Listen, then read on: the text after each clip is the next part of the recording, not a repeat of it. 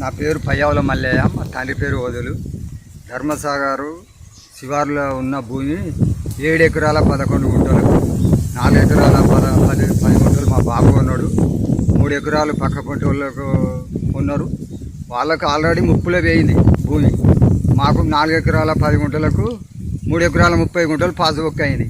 ఇంకా 20 గుంటలకు 5 సంవత్సరాలు 6 సంవత్సరాల బట్టి ఎంఆర్ఓలో చుట్టూ తిరుగుతాను. గవర్నమెంట్ అప్పుడు ఏం న్యాయం చేస్తలేదని హైకోర్టు పోయినాం. మాకు హైకోర్టు వీళ్ళ భూమి వీళ్ళకి ఎక్కియాలని ఆర్డర్ కాపీ ఇచ్చింది.